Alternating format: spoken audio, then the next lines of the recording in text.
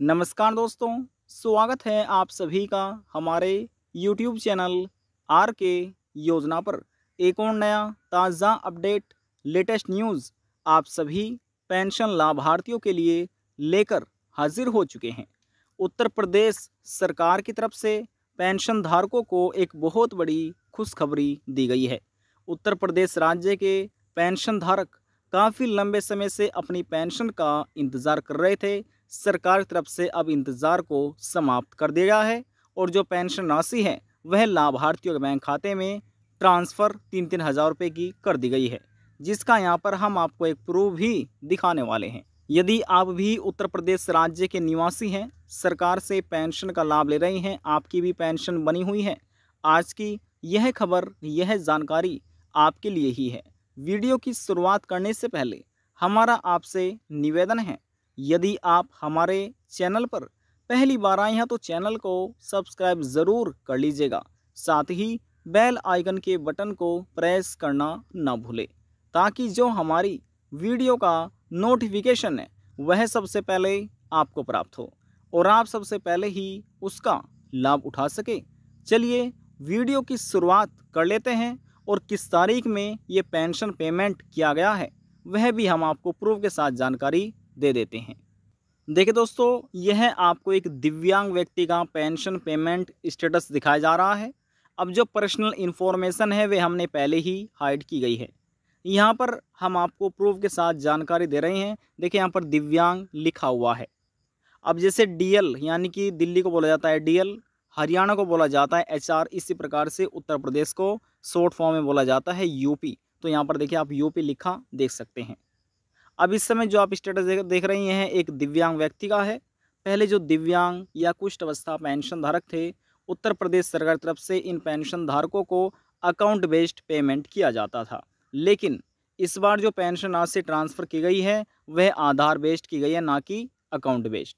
तो अब से दिव्यांग और कुष्ठ अवस्था लाभार्थी को भी आधार बेस्ड पेमेंट मिलना शुरू सरकार की तरफ से कर दिया गया है।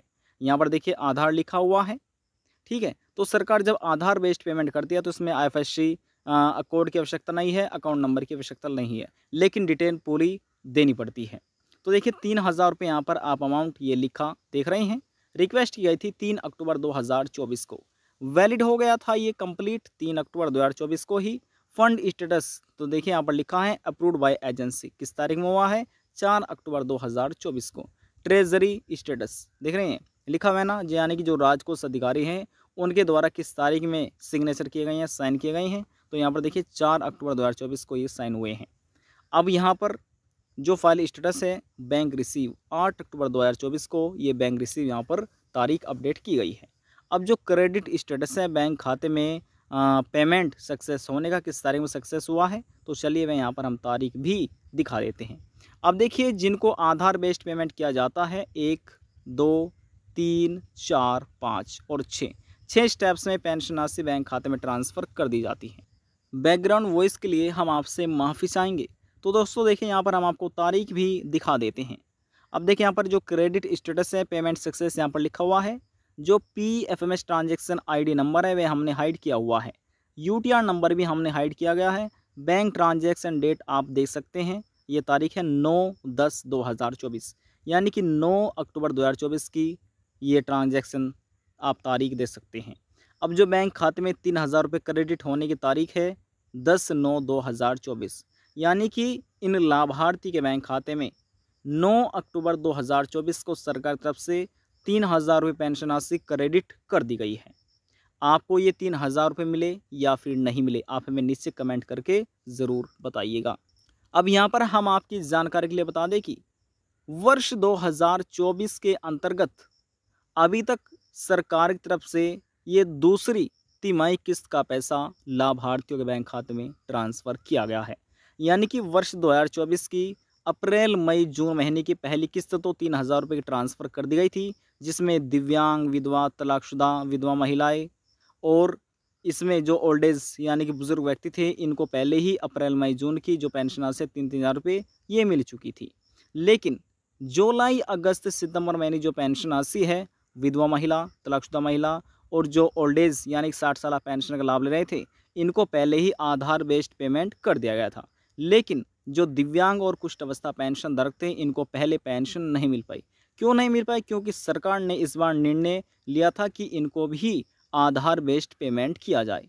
और बहुत से ऐसे पेंशन धारक विकलांग या कुष्ठ अवस्था रह रहे थे जिनका ये आधार बेस्ड सिलेक्ट नहीं हो पाया था, यानी कि पेंशन धारकों ने अपने बैंक खाते से आधार कार्ड लिंक नहीं किया था, डीबीटी एक्टिव नहीं कराई थी, एनपीसीआई मैपिंग नहीं कराई थी, जिस वजह से उनको पेंशन नहीं मिल सकी थी।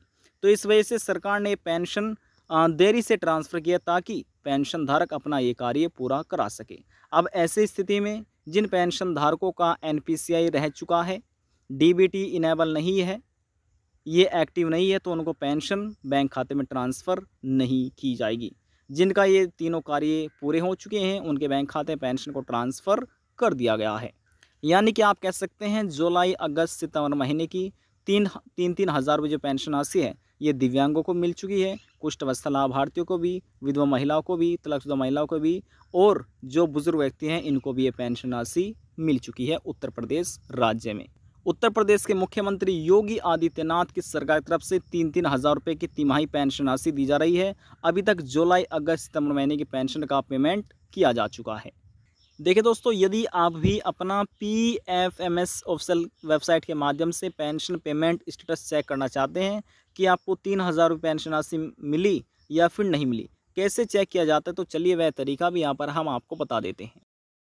ऑनलाइन पेंशन पेमेंट स्टेटस कैसे चेक करें, पेंशन का पैसा कैसे देखें, तो वह चेक करने के लिए आपको सबसे पहले इस प्रकार से अपने मोबाइल फ़ोन में गूगल क्रोम ब्राउज़र को ओपन करना है और लिखना है PFMS। ये लिखकर आपको सर्च कर देना है। तो चलिए हम ये लिखकर सर्च कर देते हैं। तो जैसे हमने यहाँ पर सर्च किया, देखिए लिखा आ चुका है DBT status of beneficiary and payment detail. इस पर आपको क्लिक करना है क्योंकि हम PFMS की जो ऑफिशियल वेबसाइट है उससे अपना पेंशन पेमेंट स्टेटस चेक करना चाहते हैं। अब PFMS होता क्या है, तो इसकी फुल फॉर्म है पब्लिक फाइनेंशियल मैनेजमेंट सिस्टम। ये PFMS की ऑफिशियल जो फुल फॉर्म है वेबसाइट पर आपको लेकर आ चुके हैं। अब आपको क्या कार्य करना है, देखिए यदि आपके सामने कुछ इस तरह का पेज ओपन नहीं होता है तो क्या कार्य आपको करना है। सबसे पहले इन 3 डॉट्स पर यहाँ पर आपको जाना है। ये 3 डॉट्स आपको नज़र आ रही होगी, इस पर आपको क्लिक करना है। क्लिक करने के बाद आपको नीचे आना है और अपने मोबाइल फ़ोन में ये डेस्कटॉप साइट को ओपन करना है। यहाँ पर क्लिक करके हमने पहले ही ओपन की हुई है, ठीक है। और यहाँ पर ये 3 लाइन आपको नज़र आ जाएगी, इन 3 लाइन पर आपको क्लिक कर देना है। क्लिक करने के बाद देखिए लिखा आ चुका है पेमेंट स्टेटस। ये पेमेंट स्टेटस आइकन है, इस पर आपको क्लिक करना है।